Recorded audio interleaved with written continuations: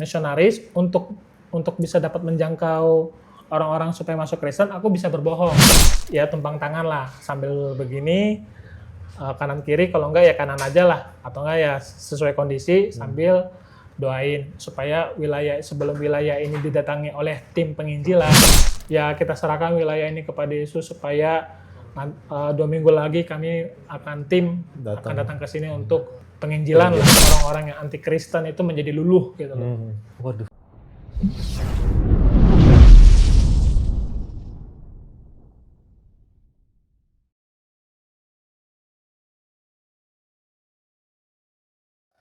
Baik, bismillahirrahmanirrahim. Assalamualaikum warahmatullahi wabarakatuh. Alhamdulillah, kembali lagi di channel YouTube Ngaji Cerdas yang insya Allah mencerdaskan umat. Tentu bagi mereka yang mau berpikir.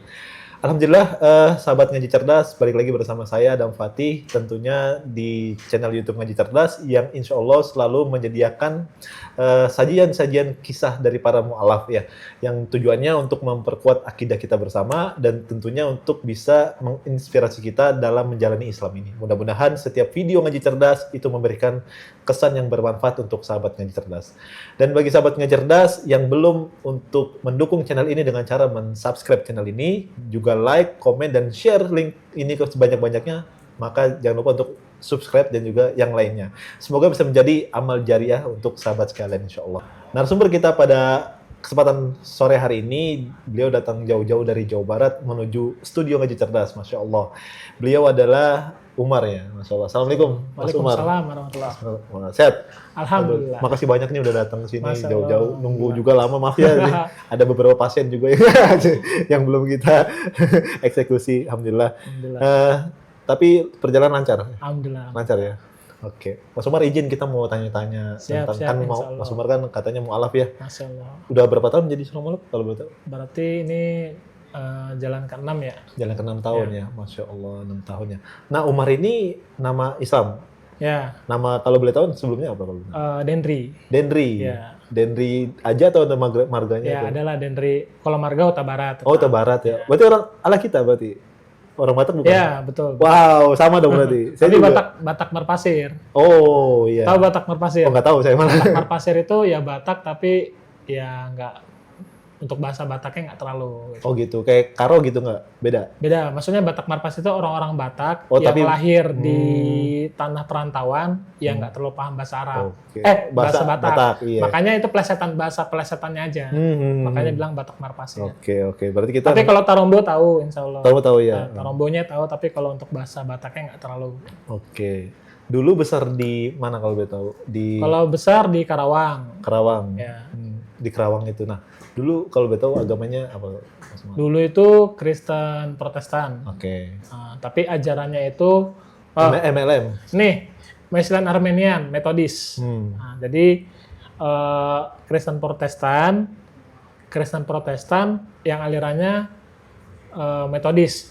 Wesleyan Armenian. Oke. Seperti itu. Itu aliran, saya baru dengar nih, sebagai dulu kan saya juga seorang Kristen ya. Itu seperti apa gitu? Itu definisinya?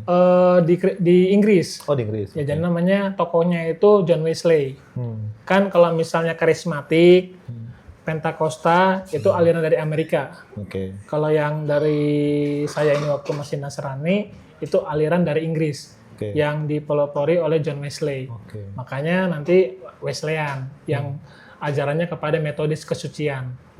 Tapi itu secara kekristenan diakui? Ya, diakui. Ya. Bedanya apa sama yang lain misalnya gitu? Kalau di metodis itu yang menjadi beda dengan beberapa aliran di Amerika, satu, nggak terlalu menonjolkan yang namanya bahasa roh. Bahasa roh. Ya, bahasa roh itu yang biasa dipopulerkan oleh orang-orang karismatik. Jadi nggak terlalu kepada bahasa roh. Jadi benar-benar aplikasi kehidupan, aplikasi Bible dalam kehidupan sehari-hari seperti itu. Artinya saya jujur baru dengar. Misalkan nih pendeta itu ya kalau bisa nggak merokok, nah gitu, kayak gitu. Ya. Banyak ya. Tapi secara menuhankan Yesusnya sama gitu. Konsep ketuhannya sama ya, tentang Trinitas itu. Sama menganut Trinitas juga gitu ya. Berarti kalau tadi menjelaskan secara detail gitu cukup aktif juga dia di agama sebelumnya. Ya, qadarullah ya seperti itu ya dalam takdirnya, dalam takdir Allah kepada kehidupan saya yang sebelum Islam ini ya seperti itu. Jadi pernah ngampus juga di daerah salah satu di Jawa Timur ya. Ngampus jurusan Teologi ya. teologi ya. Ya. Ambil jurusan yang sama dengan agamanya gitu maksudnya. Ya, Sama. seperti itu. Sampai ada tujuan untuk misi nggak gitu? Ya, Sampai ke sana gitu. jadi saya itu lebih ke jurusannya misionaris, penginjilan, Oke. seperti itu. Misi dan penginjilan. Oke. Berapa tahun itu menjalani menjadi seorang misionaris? Atau berapa lama gitu? Kalau misionarisnya itu mulai semester 2 ya, dari semester 2. Itu di tahun Itu waktu kuliah itu 2009 bulan Juli, akhir Juli lah. Tapi masih ikut MOS itu loh. Mungkin aktifnya di bulan-bulan Agustus ya. Kalau untuk semester pertama ya. Seperti itu. sampai ke terjun ke lapangan nggak? Ya, waktu semester 2 itu. Terjun ke lapangan. Ya, mulai terjun tapi dalam tanda kutip masih dibina sama kakak kelas. Oh, ke kelas gitu. Ya, karena kan masih baru-baru di ini kan. Masih baru-baru di lapangan kan. Oke. Itu mulai berani sendiri itu mulai semester 3. Apa yang melatar belakangi antum itu berani untuk melakukan misionaris gitu? Karena memang dulu keinginan saya dari kecil itu sebenarnya nggak tahu ya konsep pendeta itu seperti apa waktu kecil ya, waktu SD, SMP gitu. Tapi memang keinginan waktu SD dan SMP itu pengen jadi seorang pendeta atau kalau bahasa Nasraninya orang Kristennya bilang seorang hamba Tuhan yang bisa khotbah di mimbar tapi bisa keliling untuk penginjilan. Makanya kalau misalkan tanya aku mau jadi pendeta. Nah, ketika aku terjun dalam dunia perkuliahan, ternyata itu aktivitasnya orang misionaris. Jadi orang misionaris itu lebih luas gerakannya daripada pendeta. Kalau pendeta dia kan terikat sama gedungnya, sama organisasinya, sama yayasannya. Kalau misionaris dia lebih luas gerakannya. Jadi bisa kadang ada momen dia khotbah di mimbar, nanti ada momen di mana dia mencari ya kalau bahasa orang Kristennya menjauhi jiwa-jiwa yang hilang gitu. Untuk bisa dimasukkan ke dalam kekristenan seperti itu. Targetnya? Ya targetnya masuk Kristen. Masuk Kristen. Ya. Target daerahnya maksudnya yang seperti apa kriterianya gitu. Ada observasi kan masih kan nggak mungkin langsung main terjun aja gitu. Betul. Jadi penginjilan atau misionaris itu ada beberapa metode. Metode yang pertama itu langsung. Misalnya ketemu di warung, langsung interaksi. Kalau misalkan dia ini bisa langsung ditembak gitu. Maksudnya intinya menerima Nabi Isa sebagai Tuhan dan Juru Selamat, gitu. Isa Al-Masih ya, gitu. Habis itu, kalau yang kedua itu langsung tapi agak lambat, maksudnya proses. Misalnya ketemunya orang langsung, tapi nanti kadang kita bilang, oh enaknya ngobrol sama Bapak, gitu. Nanti boleh nggak kita silaturahmi ke rumah. Nah, nanti kita datang ke rumahnya sambil bawa makanan atau bawa sesuatu lah, oleh-oleh gitu. Nah, baru udah ngomong situ proses tembak. Maksudnya tembak situ bukan tembak ini ya, jedar-jedar ya. Tapi maksudnya ya intinya nerima Yesus sebagai bukan, kita nggak bilang Yesus ya, kita bilangnya Isa gitu. Kalau di kami, satu, jangan pernah bahas Israel, jangan pernah bahas perang salib, jangan pernah bahas Yesus, bilangnya Nabi Isa. Yang keempat, jangan pernah bahas Kristen, bilangnya Nasrani. Gitu. Jadi lebih kata-katanya lebih familiarnya untuk Muslim. Lebih soft juga ya kedengarannya. Kecuali kita dakwanya ke orang-orang Katolik. Nah, kecuali kita bilang kalau kita Kristen gitu. Jangan Nasrani. Kalau misalkan kita mau masukin orang Katolik ke Kristen ya, Kristen Protestan ya. Tapi kalau di luar Katolik ya kita panggilannya ya Nasrani lah, biar lebih halus. biar lebih soft gitu kan, biar lebih mudah istilahnya diterima Nabi Isa gitu kan. Seperti Ya berarti itu. pemilihan katanya itu juga berpengaruh juga ya. Ya. Artinya walaupun mungkin kecil ya, maksudnya tipis banget kan Ya, antara Isa dan Yesus. betul. Sebenarnya kan ada yang bilang sama, tapi kan milihnya Isa. Itu diperhatiin ya gitu ya. Ya, seperti itu. Nggak tahu ya kalau misalkan organisasi misionaris yang lain seperti apa, tapi kalau yang di kami yang seperti itu gitu. Terus ada lagi nanti konsep pemurtadan atau konsep misionaris yang keliling. Maksudnya biasanya malam-malam kita keliling doain dulu wilayah. Oh, ada ritual gitu ya? Bukan ritual. Sorry. Maksudnya ada doa-doa gitu. Ya, jadi kita misalkan gini, kalau naik motor nih, kan ada yang di depan nyetirin berarti kan, yang di belakang ya tumpang tangan lah sambil begini, kanan kiri, kalau enggak ya kanan aja lah, atau enggak ya sesuai kondisi sambil doain supaya sebelum wilayah ini didatangi oleh tim penginjilan. Jadi persiapannya kayak gitu. Kalau mau head to head untuk lingkungan ya satu lingkungan. Kalau tadi kan per rumah, per personal. Kalau ini untuk benar-benar kita mau cari banyak nih di wilayah ini gitu. Ya kita serahkan wilayah ini kepada Yesus supaya 2 minggu lagi kami akan akan datang ke sini untuk melakukan istilahnya penginjilan lah seperti itu. Malam-malam. Ada kalau misalkan pakai mobil ya. Kalau pakai mobil lebih gampang. Nanti pakai gitar sambil nyanyi. Oh gitu. Ya kan kalau dalam mobil kan nggak kedengaran kan, nggak terlalu kedengaran kan dari luar kan. Jadi sambil gitar sambil nyanyi gitu. Ya setengah suara lah gitu kan. Ya nyanyi-nyanyi logo gereja, terus habis itu sambil doain supaya daerah ini dimenangkan untuk Yesus. Waduh, sampai seserius itu Ya. ya. Artinya mungkin tulus banget ya kelihatannya. Ya itu biasanya minimal jam 9 startnya minimal. Ada yang jam 10 ya itu sesuai kondisi, tapi kebanyakan biasanya mulai jam 9 kan mulai agak sepi itu. Nanti selesainya terkadang sampai setengah 12. Cuman untuk doa itu aja? Ya, namanya doa keliling. Doa keliling ya? Ya, namanya doa keliling. Ada yang seperti itu, ada juga yang nggak memakai. Tapi kan kalau dari kami memang ada yang memakai seperti itu. Jadi memang harus benar-benar persiapan dulu. Betul ya. Karena di konsep orang Kristen itu ada namanya tentang roh jahat juga. Jadi ada yang namanya pembentengan wilayah yang memang anti Kristen misalkan. Nah itu yang harus dirobohkan gitu. Nah itu konsepnya orang Kristen lah. Makanya harus ada namanya doa keliling supaya itu orang-orang yang anti Kristen itu menjadi luluh gitu loh. Waduh. Maksudnya minimal kalau dia nggak masuk Kristen, minimal dia nggak mengganggu pergerakan kami. Betul, iya. Artinya memang harus ada hablum minallahnya ya kalau ibarat gitu ya. Seperti itu. Oke. Nah, dari beberapa tempat yang antum datangi ya, Mas Umar datangi, kira-kira kalau mau dihitung banyak nggak yang sudah terkena gitu? Kalau untuk wilayah kebanyakan saya itu di Jawa Timur. Iya. Lebih tepatnya di Malang dan sekitarnya aja. Oke. Ya. Tapi banyak yang artinya mereka banyak yang ngikutin nggak gitu? Saya hanya bisa berani nyebutin angka yang formal dan Anda serahkan kepada yayasan ya. Jadi jumlahnya itu 10 atau 20 lah ya.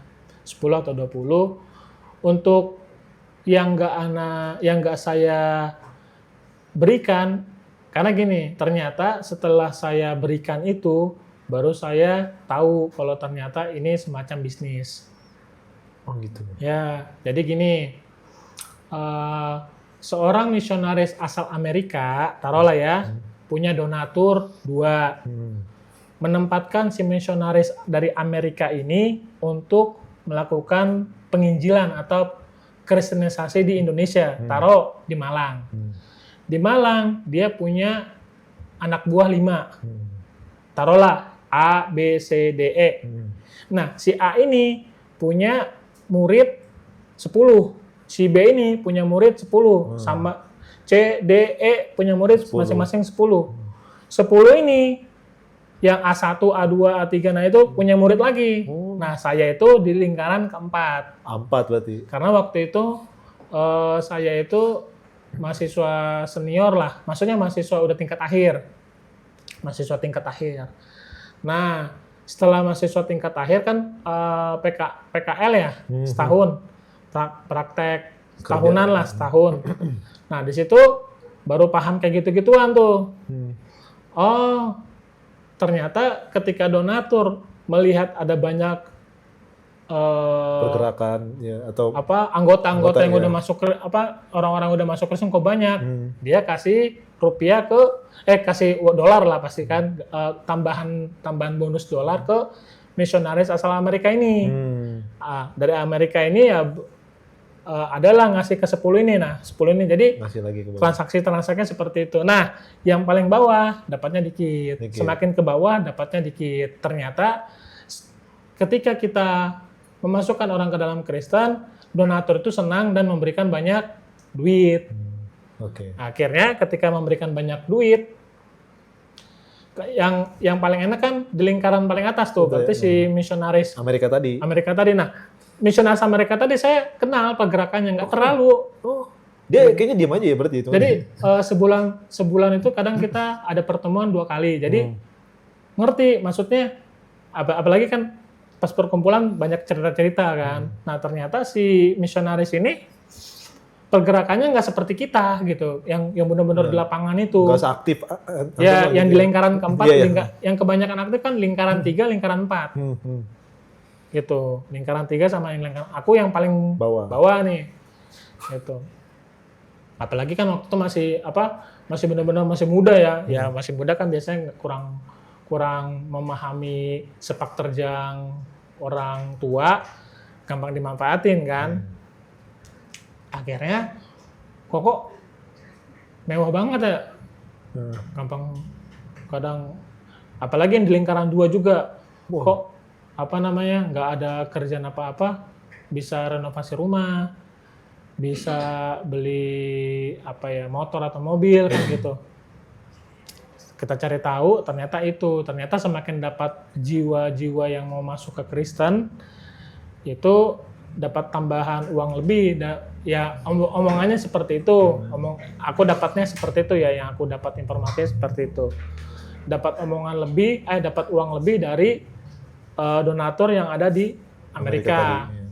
Akhirnya gara-gara itu, semenjak itulah, setelah tahu itu bahkan waktu PKL tahunan, jadi setiap kali aku dapat jiwa yang atau orang yang dimasukkan ke dalam Kristen, aku nggak laporin. Iya, karena kesel dengan sistem yang ada tadi itu ya. Ya, gitu karena gini, aku ya maksud tapi satu sisi aku ikhlas ke Allah, tetap aku istilah Islamnya seperti itu, istilah Islamnya seperti itu. Maksudnya aku tetap melaksanakan tugasku sebagai misionaris, tapi secara lembaga aku enggak. Benar. Gitu. Secara untuk kasih tahu ini ke lembaga, datanya seperti ini, misalkan orang Kristen baru gitu kan. Biasa nih daftar orang Kristen baru kasih ke lembaga, aku nggak kayak gitu. Tapi kalau untuk ke Kristennya, aku tetap mengerjakan tugas-tugas itu sebagai misionaris atau enggak sebagai penginjil. Maka daripada itu, aku kalau misalkan di kamera, aku ngasih taunya ya 20 aja. 20 aja. Tapi baru biasanya kalau teman-teman nanya di luar kamera, baru aku kasih tahu. Kalau orang itu nggak percaya, aku siap kok pegang Quran gitu. Untuk ini jumlahnya ya. Intinya di atas 50, di bawah 100 lah. Tapi aku nggak berani sebutkan karena ya malas lah, takut berdebat yang nggak berfaedah sama orang-orang Kristen yang tahu ini, misalkan kayak begini-beginian. Tapi intinya kalau 20 aku siap gitu, siap untuk, karena 20 itu udah benar-benar aku kasih berkasnya. Justru malah yang antum tuh sebenarnya kalau saya lihat tulus ya sebenarnya, tulus di dalam jalan kebenarannya kan pada saat itu ya. Tapi untuk lembaga gitu, enggak. Iya, memang ya keenakan dong, nanti dapat dolar, yang dapat dolar gede dia kan, aku enggak, enak aja. Padahal kita yang lingkaran 3 sama lingkaran 4 itu kerjanya lebih banyak. Betul. Dan banyak juga, bukan hanya aku, banyak penginjil-penginjil yang dari kalangan mahasiswa setelah tahu begini nggak mau penginjilan lagi. Kalau aku kan masih penginjilan, tapi teman-temanku yang dari kampus lain, kan kita kan pernah aku ketemu teman-teman dari kampus lain waktu di alun-alun Kota Malang tuh. pada akhirnya mereka nggak melanjutkan itu karena tahu sistem kayak ginian. Gini ya. Aduh, nggak kebayang sih, maksudnya ya orang udah kita tuh tulus dalam ya tadi ya dalam jalan kebenaran, waktu dulu ya tiba-tiba kita mengetahui sistem begitu ya agak kecewa ya gitu ya. Seperti Oke. itu. Nah, apa dari situ mungkin ragu juga terhadap agama? Enggak juga. Tetap. Tetap. Aku Kristenku ya Kuat kali ya. yakin Yakin. bahwa ya itu orang lain aja. Aku Oke. kepada Yesus tetap Nah, yes gitu kan. ya. Pada akhirnya berjalan waktu, apa yang membuat misalnya gini, ini kayaknya agama ini ada yang nggak bener gitu atau nggak beres gitu? Apa gitu? Jadi dulu tuh ada pertanyaan waktu masih mahasiswa ya. Iya. Masih mahasiswa, tapi itu jadi gini pertanyaannya. Trinitas itu kan satu kesatuan ya.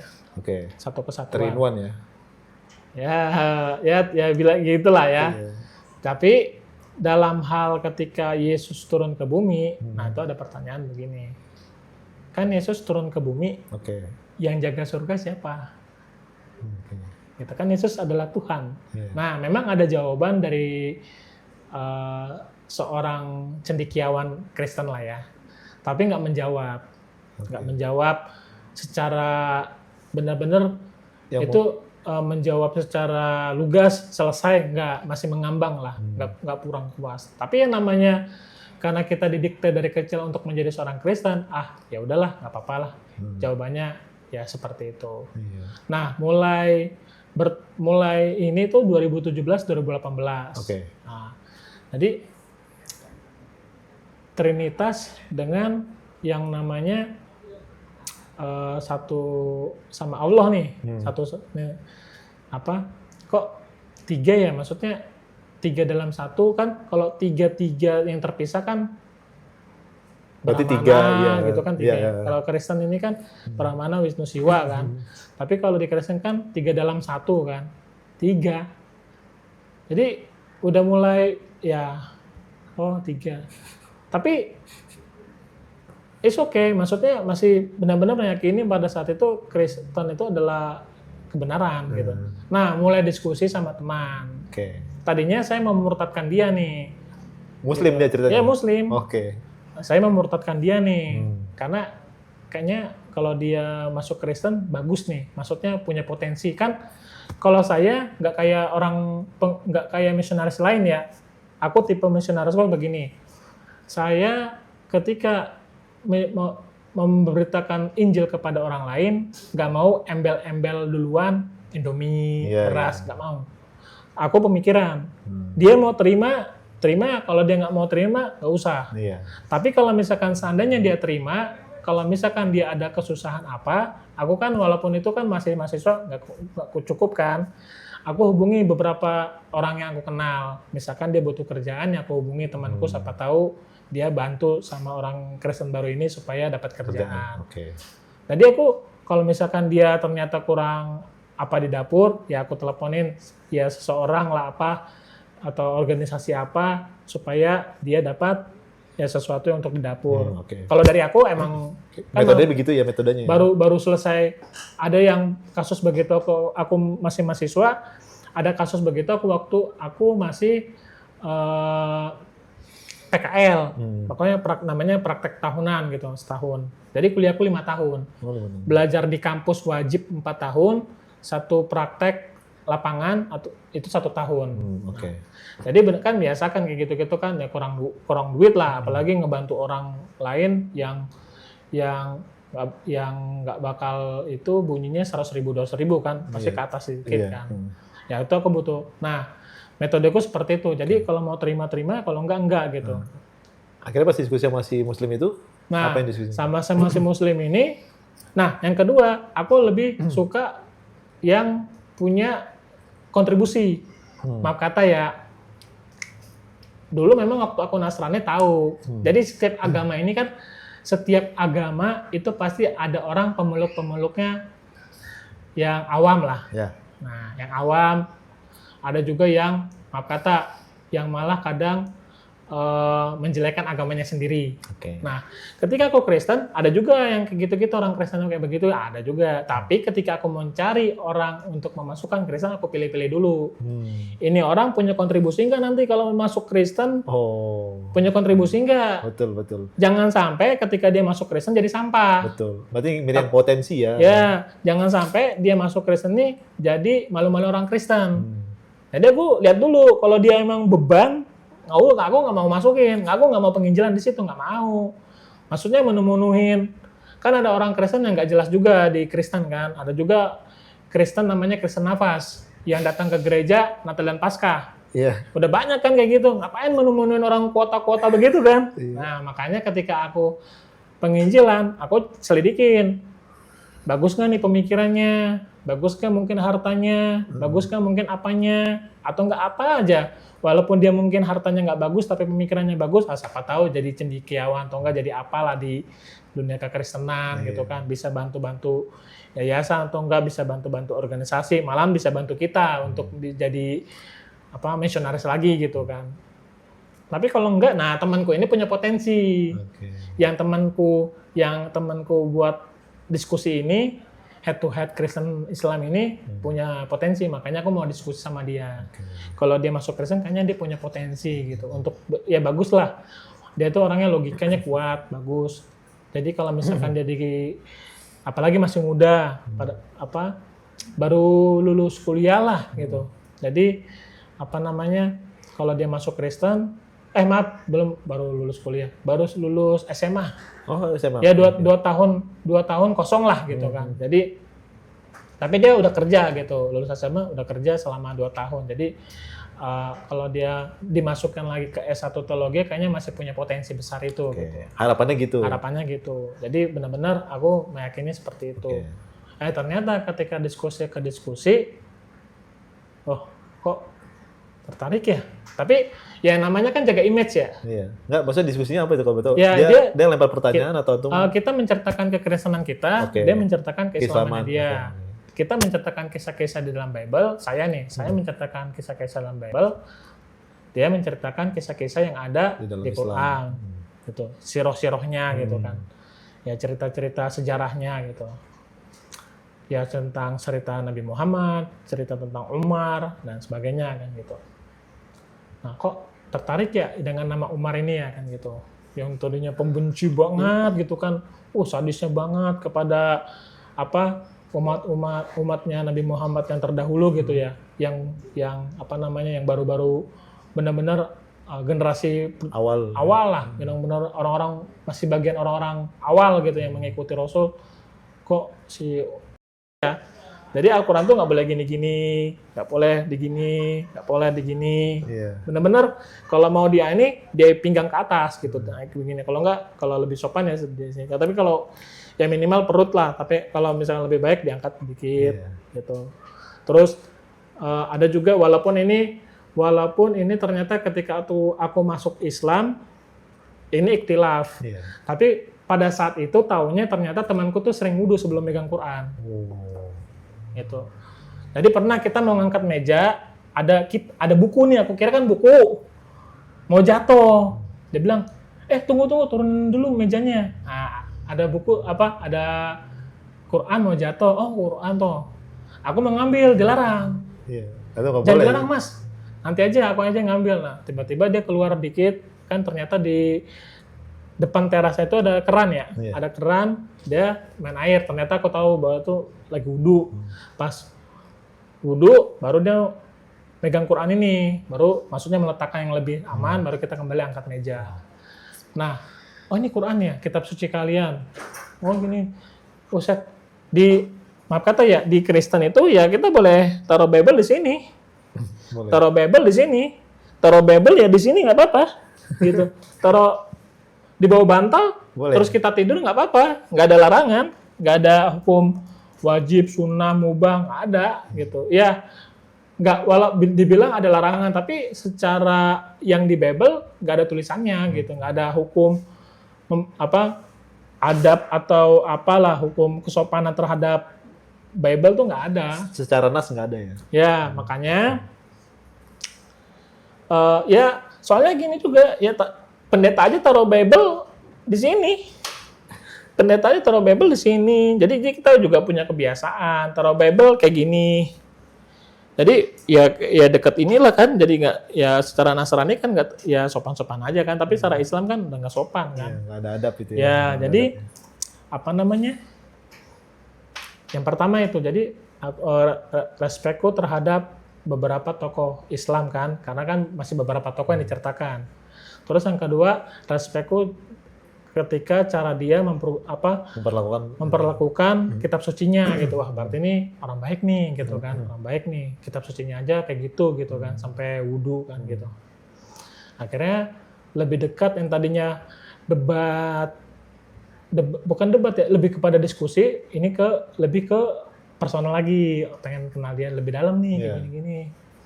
Nah, habis itu barulah itu 2 tahun ya, 2018 sampai 2020.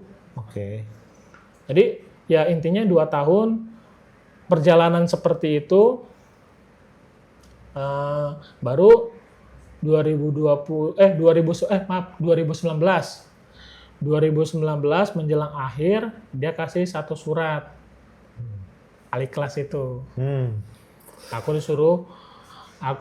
nggak suruh megang, tapi dikasih baca nih yang terjemahan bahasa Indonesianya, tapi aku nggak suruh megang. Baru benar-benar ya Allah itu satu gitu, maksudnya dia tidak diperanakan dan dia tidak beranak juga. Ya aku awalnya ya kayak gini isinya oke gitu. Tapi pas pulang mikir pas ya di tempat kerjaan mulai mikir gitu. Oh, Allah itu tidak punya anak dan Allah itu tidak diperanakan gitu kan. Ya Esa gitu. Terus tidak ada yang serupa ya mulai ya berpikir oke lah. Kalau memang itu tujuan selanjutnya, akhirnya aku resign. Desember 2009 aku resign. Dari kerjaan? Oke, terus? Nah, ya qadar Allah, aku masuk tugas masuk tugas yang ternyata tempat misionaris juga di Jakarta. Aku mikir kan, mungkin takdirku jadi orang Kristen kali ya, kan gitu. Takdirku mungkin jadi orang Kristen kali ya. Afwan ya, astagfirullahaladzim. Waktu itu gitu, karena 2020 awal, aku masuk misionaris itu lagi yang di Jakarta. Aku awalnya nggak ngerti, ya udahlah ngikutin aja. Ternyata aku mau ditempatkan beberapa tempat. Katanya ada mau di Jambi kah apalah itu, mau di Bogor kah atau Bekasi. Ya udah aku jalanin. Tapi April itu kok udah mulai risau ya sama ibadah orang Kristen ya. Contohnya di mananya tuh kalau tahu? Ya kan kalau di orang Kristen tuh kan ada namanya penyembahan, lagu-lagu penyembahan, ada lagu-lagu yang semangat penuh syukur kan. Kok udah mulai nggak sinkron ya sama hatiku ya. Disitulah aku ya bohong sama pendeta di sana ya, bohong. Aku bilang, Pak Pendeta aku izin berpisah, nggak di sini lagi. Oh kenapa katanya? Aku mau gabung misionaris di Jogja, padahal nggak. Aku mau kembali ke Semarang, ke tempat temanku ini, pengen lebih benar-benar head to head lagi gitu. Akhirnya lepas, proses, habis itu ya aku ke Semarang, ke tempat temanku ini, yang temanku Nah akhirnya aku belajar di situ. Malah waktu Ramadan itu kan qadarullah, alhamdulillah memang mungkin takdir Allah ya. Jadi beberapa hari aku kan waktu itu berangkat ke Semarang itu di stasiun Pasar Senen. Jadi kayak benar-benar udah kayak drama. Di Pasar Senen itu ternyata ada 2 channel liputan TV. Wah ini bahaya nih kalau ada orang tuaku lihat, pendeta yang di Jakarta lihat. Wah, aku kan bohong ke orang tua, aku ke Sukabumi. bohong ke pendeta ini, aku ke Jogja, Jogja. aku putar-putar gitu kan. Yang penting aku ke Semarang nih. Yang penting aku ke Semarang nih. Habis itu ada, kalau nggak salah tuh Metro TV sama TV One ya, Ana lupa tuh. Pokoknya April 2020 sebelum lockdown.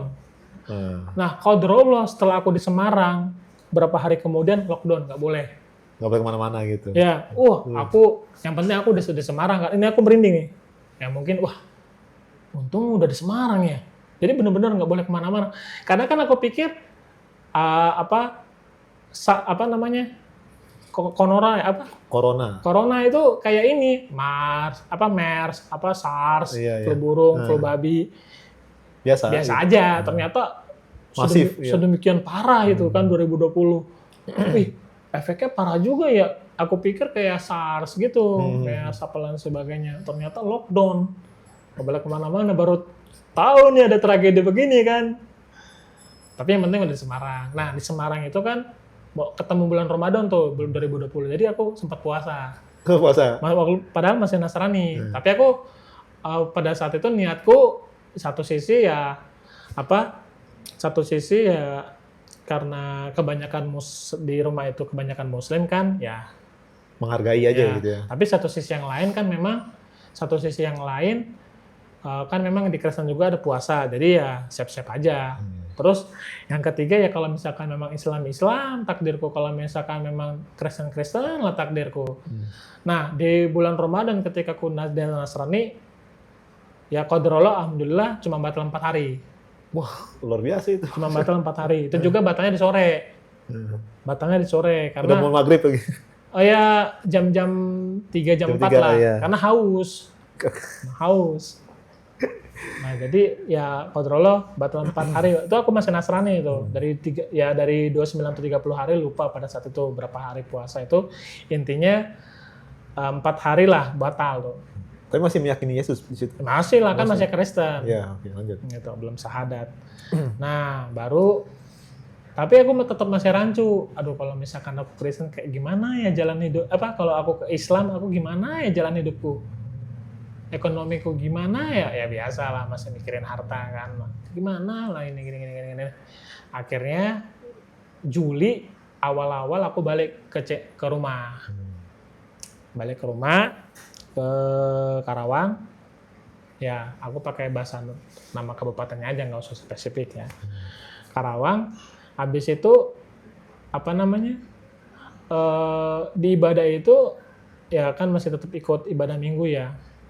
Waktu penyembahan tuh lidah udah mulai berat.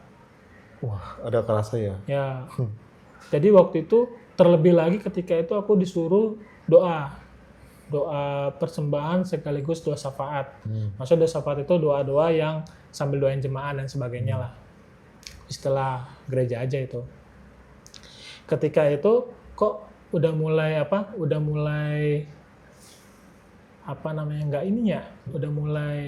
ada sesuatu yang janggal nih gitu ya. Lidah ini kok lidahnya kok jadi susah. Ya, Dulu aktif. Hati juga menolak. Itu sampai ditanyain mamaku waktu pulang ke rumah. Amang kan tumben tadi terbata-bata. Iya mak, aku alasannya pakai masker kan itu kan COVID kan. Bulan Juli 2020 tuh. Saya lupa tanggal berapa itu. Intinya dibilang mama seperti itu. Aku bilang, iya mak, pakai masker. Padahal ini pas aku masuk kamar, aku yakin nih, ini mungkin waktunya. Mulai aku teringat pesan teman-temanku. Pesan temanku gini, kalau kamu syahadat, pesanku cuma satu.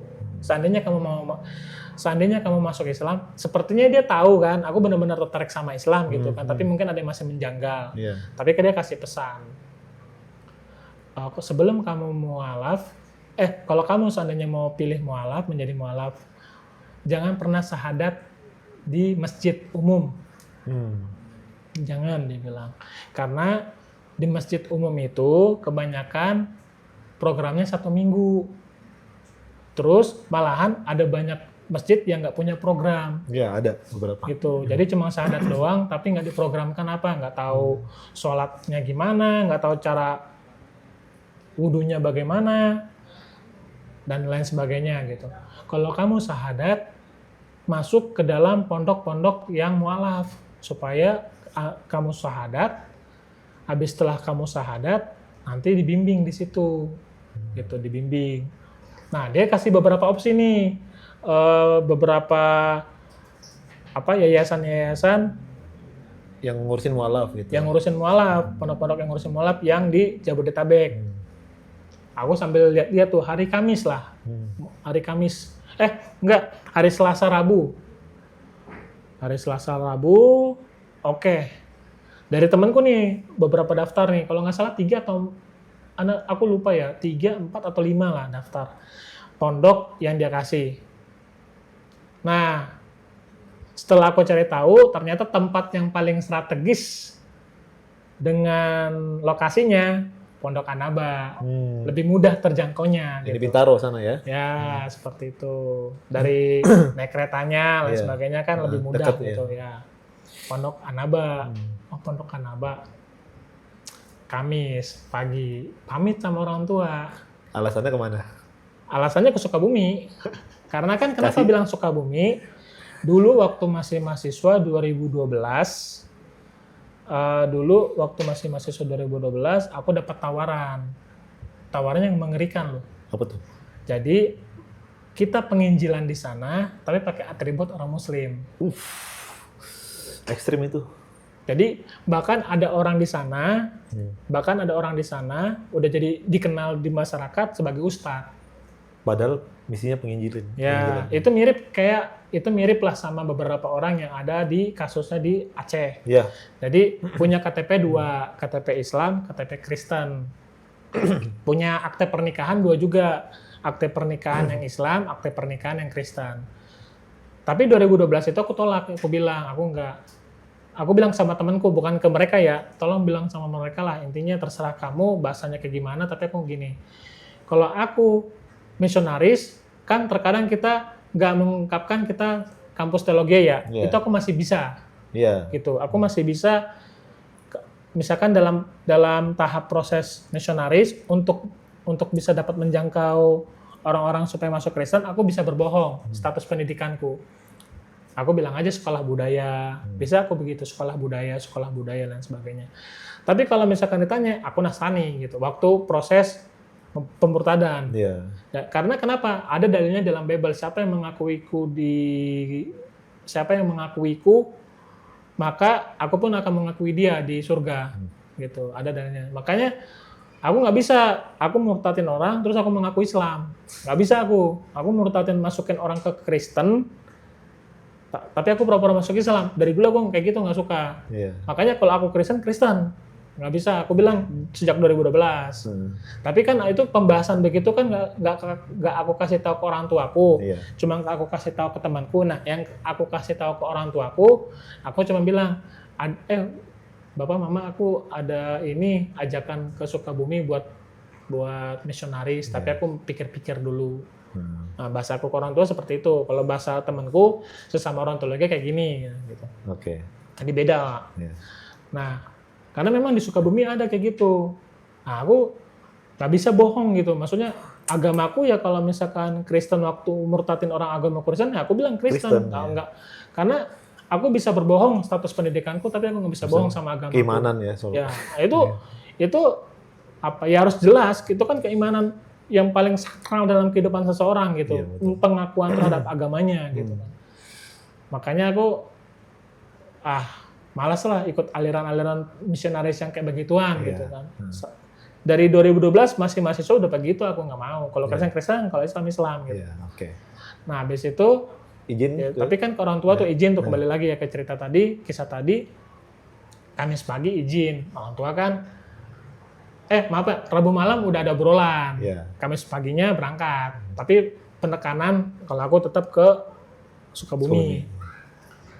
Diantarlah ke tempat, karena dulu COVID ya, tempat kereta kami itu lagi dinonaktifkan. Jadi aku intinya naik bis lah. Dari naik bis, turun di area Bekasi lah. Pokoknya intinya di mana aku bisa ujuk-ujuk tuh naik Bekasi. Pokoknya ujuk-ujuk aku di Pasar Senen. Nah di Pasar Senen tuh aku agak linglung tuh. Mulai linglung tuh, agak linglung lagi tuh. Nah akhirnya aku keluar dari stasiun Pasar Senen. Aku duduk tuh berpikir di tempat penumpang bagian luar tuh. Merenungi ya situ Ya, ya. merenung. Aku bilang begini ya.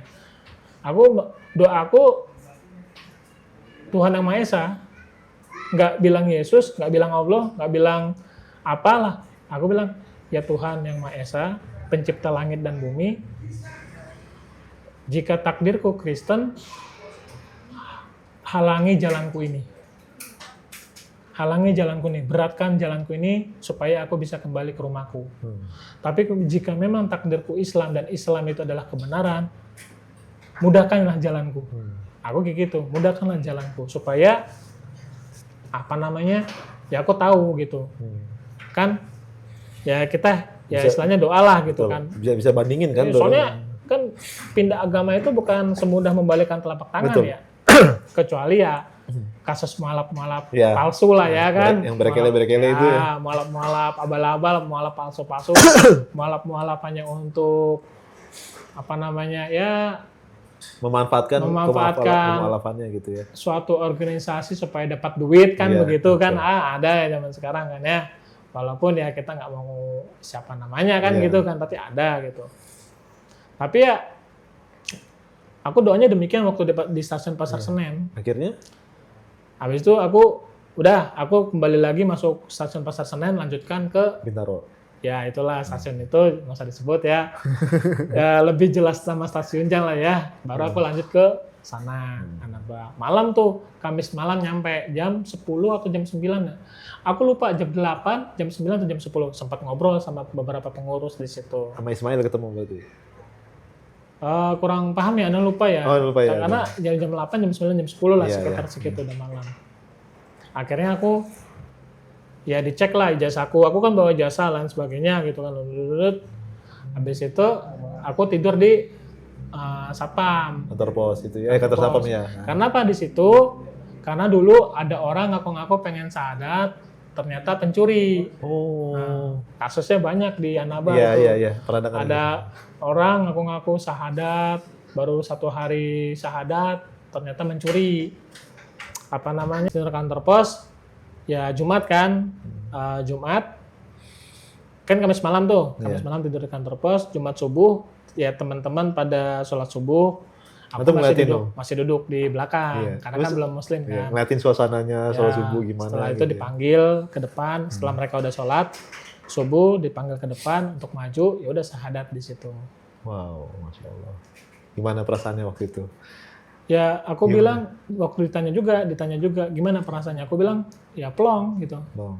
Ya kayak ya plong gitu selama yang benar-benar yang aku iniin ya udah ini tek gitu. Artinya doa yang di kereta tadi Allah kabulkan kali ya. Ya, Kan tadi kan seperti itu. doanya kan sempat Ya. bahasanya sebenarnya ngancem itu ya. Ya Allah kalau emang yang Islam ini. Enggak, bukan ngancam, kan kita Iya, ngerti. kan Iya. makhluk yang nggak tahu Arah gitu ya. masa depan ya. Betul. Jadi aku doanya kepada Tuhan pencipta langit dan bumi, ya kalau memang takdirku, maksudnya minta ditunjukkan takdirku betul gitu. ya. Iya. Kalau memang takdirku, jadi aku nggak mau tiba-tiba aku pengen Islam ternyata Kristen, aku pengen Kristen ternyata Islam. Maksudnya tunjukkan hari ini gitu loh. Kuatkanlah hatinya Ya, gitu ya. maksudnya ya memang kalau memang aku kalau memang pilihanku Kristen, benar-benar yang ternyata di dalam hatiku Kristen, ya aku minta perjalananku ini untuk ke tempat syahadat itu ditahan, Iya. ya dipersusah gitu supaya aku bisa pulang Iya. ke rumahku, kembali ke orang tua. Tapi nyatanya enggak gitu ya. Nah, kalau misalkan aku memang benar-benar di hatiku memang masuk Islam, mudahkan. Kalau memang takdirku Islam, ya mudahkan. Gitu. Ternyata ya seperti itu, qadarullah ya pas Jumat subuh ya. Dan qadarullah Jumat itu adalah 10 Zulhijjah. Orang lagi takbiran. Ya, orang tanggal takbiran seperti itu. Wow, Masya Allah. 31 Juli 2020. Wah, itu berarti secara nggak langsung dirayain tuh. Ya, Dirayain sama habis pelayan. itu, baru habis itu mandi kan. Mandi junub ya. Nah, mandi Bersih-bersih ya, oke. mandinya diniatin 2 tuh.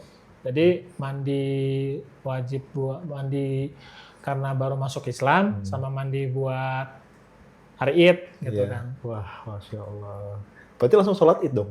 Iya, langsung sholat Id. Gimana? Itu kan mungkin vibes-nya beda ya, di Ya. baju koko putih, banyak orang sholat, terus pasti kan ngalamin pertama kali sujud kan pasti. Ya gitu. Feel-nya gimana itu? Ya enggak, justru awalnya bingung nih, Oh, bingung ya? gerakannya gimana ya gitu. Terus dia bilang, udah ngikutin yang di samping aja gitu. Ya udah, antum di samping ana ya gitu. Ya udah ana ngikutin gerakan dia gitu. Terus pas sujud apa yang antum rasain gitu? Kan artinya kan antum kan dulu kan ya aktif banget ya di misionaris gitu. Ya itu Mengabdi. kembali plong. Berarti plong ya, fitrah ya. Maksudnya lega gitu kayak ya kayak gimana bilangnya ya, nggak bisa diungkapkan dengan kata-kata ya. Ya kayak plong aja gitu, kayak kita berada di tempat yang benar gitu loh. Kayak merasa bahwa jalan ini jalan yang kita ambil jalan yang benar gitu. Ya, seumur hidup antum kan sebelum masuk Islam kan nggak pernah kan nyentuhin kepala tuh di. Oh, di Kristen ada. Oh, ada ya? Ya, walaupun jadi dalam mungkin di orang-orang Kristen nggak semua ya. Tapi aku ngikutin cara ibadahnya kalau untuk pribadiku ya, untuk ibadah pribadiku malam-malam sama Yesus lah ya, kalau dalam dunia Kristenan dulu aku ngikutin gayanya Abraham. Oh, sujud. Sujud itu dalam pengertian kalau misalkan aku bener, tapi sujudku bukan yang kayak sujud Islam gitu ya, sujud aja, maksudnya merebahkan dada sampai kepala sama tangan begini kan. Jadi benar-benar kita makhluk yang nggak berdaya. Iya. Kalau misalkan doa biasa baru begini aja gitu. Tapi kalau benar-benar ini sesuatu tantangan yang sangat dahsyat, ya doaku mirip-mirip kayak Abraham. Oke. Ya mungkin teman-teman baru tahu ya, teman-teman yang Kristen ya. Soalnya aku kayak gitu. Kalau misalkan benar-benar, kan apalagi di Malang itu ada namanya ruang doa. Ada ruang doa. Apalagi kalau dapat surat cinta dari kampus, surat tagihan kampus, itu aku langsung doanya kuat itu di ruang doa itu, aduh, sampai gak kerasa berjam-jam gitu. Ya mirip kayak Abraham gitu yang dijelaskan di Bible kan, sampai benar-benar mengadakan ke lantai. Jadi waktu aku sujud, ya kayak gini ada sujudnya, gerakannya kan aku tahu juga ada sujud kan, tapi kan nggak tahu spesifikasi gerakannya seperti lihat temanku aja gini kan.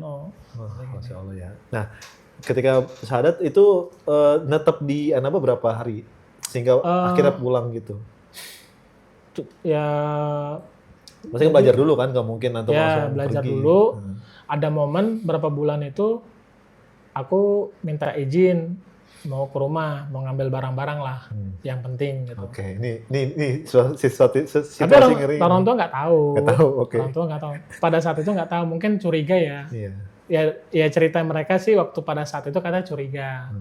Karena ternyata kontrolo ada salah satu ustadku yang ada di Anaba pada saat itu mau bantuin, boncengin pakai mobilnya. Sama ada satu teman. Jadi kita 3 orang. Habis itu, setelah itu kita Pulang ke rumah. bawa barang-barangku yang Tapi belum berani mengatakan bahwa itu. Buku teologi ya apalah berkas-berkas yang berkas-berkas yang benar-benar, laptop dan sebagainya. Laptopku ya waktu ya maksudnya harta yang aku hartaku lah gitu. Sama berkas-berkasku. Bawa. Habis itu ya langsung kembali ke Anaba. Jadi nggak nginep, nggak makan, nggak nginep. Jadi Anaba belajar dulu berapa bulan? Nah habis itu nggak lama setelah itu sunat. Oke. Setelah itu baru bulan Februari 2021 aku ke satu daerah di Jawa Barat. Oke. Nah, satu daerah. Kenapa aku bilang satu daerah di Jawa Barat ya supaya agak rahasia lah ya, kan gitu. Mondok cerita di sana. Ya belajar juga. Karena tapi udah izin sama Kiai. Iya. Nah, habis itu setelah itu aku baru bulan Mei ya masih di daerah sana, bulan Mei aku ngasih tahu ke orang tua. Oke, lewat langsung atau lewat telepon. Yang penting berkasku aman, buku-buku teologiku aman, hartaku aman, lain sebagainya. Aku pun agak jauh tuh lokasinya, telepon. Oke, gimana? Ada rencana Ya. nggak? Maksudnya punya planning? Nanti mau Tadinya- ngobrol kayak gini apa gimana gitu? Ya udah ada direncanakan Oke. ngobrolnya kayak gimana kan. Nah, bapak itu ngiranya bercanda. Tapi besoknya aku telepon lagi, baru di situ ya mulai kecewa dan sebagainya ya gitu. Yang paling antum ingat marahnya gimana? Nggak marah, kecewa marah. aja. Oh, kecewa ya? Jadi orang tua tuh nggak marah, kecewa aja. Sampai sekarang gimana? Ya seperti itu. Masih kayak gitu ya. Ya. Tapi antum masih mencoba berusaha untuk komunikasi apa? Ya ada beberapa faktor ya, kita baik dari saya, baik juga dari mereka. Ya ada ya, untuk saat ini belum ada komunikasi. Ya mudah-mudahan Allah mudahkan ya. Ya, Baik, amin. dan juga mudah-mudahan. Tapi aku gini ya, ya aku percaya bahwa ya jika memang ini, aku nggak terlalu ambil pusing ya. Jadi aku punya pemikiran begini, jika memang ini adalah akibat aku masuk Islam, insya Allah aku terima ya Allah. Jadi aku nggak mau ya. Soalnya setiap aku telepon, sering kali ya, makanya aku malas juga telepon, itulah. Setiap aku telepon, endingnya itu memperlemah imanku. Jadi membuat aku sedih, membuat aku menjadi nggak tega, membuat aku pengen ya membuat peluang setan membisikin sesuatu ke telingaku. Ya talbis iblis lah seperti itu. Jadi ya kalau misalkan memang dengan aku masuk Islam, aku menjadi renggang dengan keluarga kandungku, orang tuaku, adik-adikku, ya udah nggak apa-apa gitu. Ya, aku ikhlas, maksudnya aku berusaha ikhlas gitu. Aku berusaha ikhlas, Lillahi ta'ala menerima ini semua. Ya bahkan kalau misalkan seandainya benar-benar putus gitu ya seandainya, walaupun aku tetap mendoakan supaya dapat itu. Juga belum masuk Islam, ibu juga belum. Gitu. Tapi masih komunikasi. Alhamdulillah. Malah sekarang justru kesini-sini sudah harmonis gitu. Dulu nggak pernah harmonis. Bahkan pernah diusir dan sebagainya macamnya. Ya, tapi pada akhirnya ya saya belajar bahwa ternyata orang tua kita itu nggak melihat kita itu sebagai seorang Muslim sebetulnya, melihat kita sebagai anak gitu. Artinya mereka tuh nganggap kita anak gitu. Dimana anak itu perlu bimbingan orang tua sampai kapanpun gitu.